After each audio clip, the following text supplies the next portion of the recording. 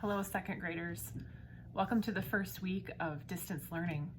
I'm so excited that we get to continue teaching you and learning together in the weeks going forward. Every week there's going to be some things that we're going to do on a scheduled basis and some things that are going to be given to you by me online. Today I want to go over our schedule. This will also be printed for you in your resources that your parents or grandparents will be picking up tomorrow at Lake Hills. The first thing we're going to talk about is our office hours. We're going to have office hours every day, Monday through Thursday, from 12:30 to 1:30 p.m. We're also going to have an all-class meeting through Zoom on Fridays from 12:30 to 1:30 p.m. I can't wait to see you.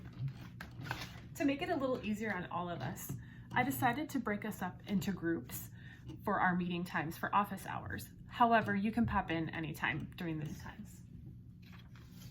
On Mondays, I would like to see Brinley, Evan, London, Conley, and Nathan.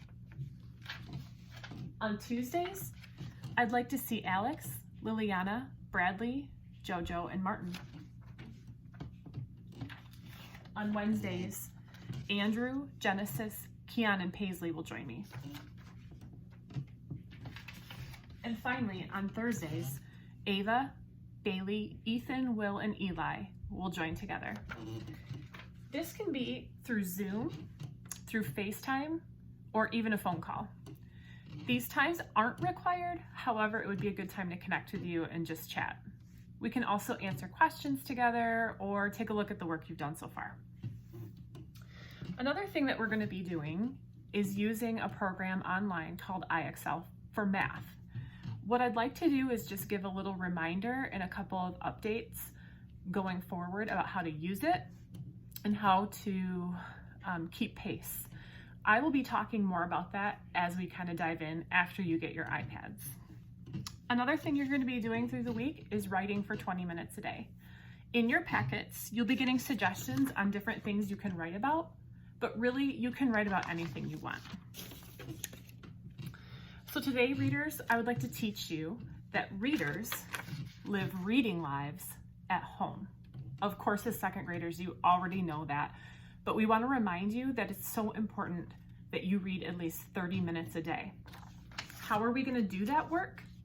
Well, there's a couple different ways that we can do this at home. For me, I've needed to find a really quiet spot so I can pay attention and focus on the work of reading. If you remember back in the fall, we made up a contract together of the way we want our classroom to look. You told me and gave me suggestions about the ways you do this work best. If you remember, you told me that you'd like to have a quiet place to do your best reading.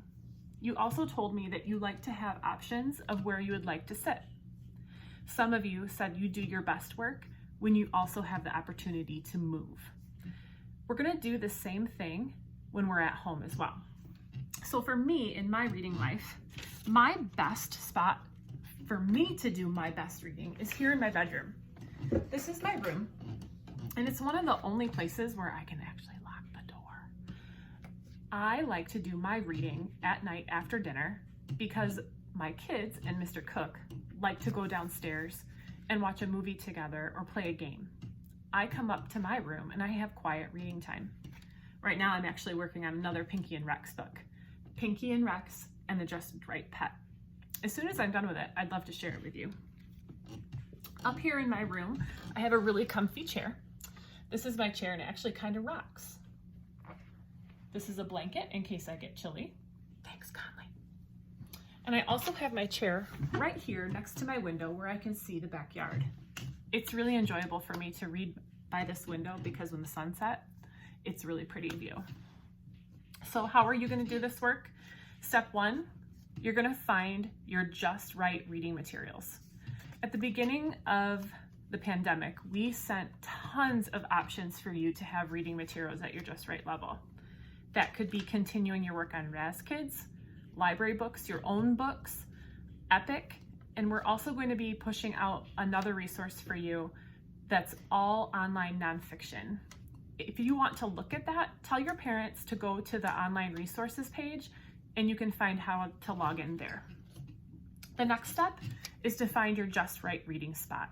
Just like me, I love this chair to do my reading, but that might not be best for you.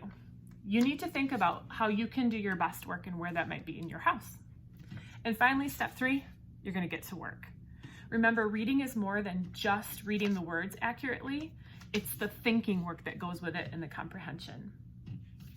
So boys and girls, how are you going to show me this work? You could do it lots of ways. You could take a picture of reading in your reading spot and send it to me. You could have mom or dad take a video of you reading in your favorite reading spot. You could make a drawing or even write about your reading spot and show it to me. There's going to be times when I ask you to show the work that you've been doing. We're going to use Class Dojo for most of everything that we do, just because it's what we know so well. So anytime mom and dad need to communicate with me, they know how to get a hold of me. But I'd like to see your work through Class Dojo if all possible. Finally, I want to remind you to make sure you're hitting your writing targets 20 minutes a day and doing your math. There's going to be extra options for you of other things you can do too, but you'll find out more about that when you get your materials. Finally, to end our time, I'm always going to share like a quote of the week. For us this week, I think this seems perfect. It always seems impossible until it's done. Remember, you can do hard things and you can make the best of what we've got right now. I look forward to seeing you on Friday, and watch out for the read aloud on Wednesday. Miss you guys tons, and I'll see you soon.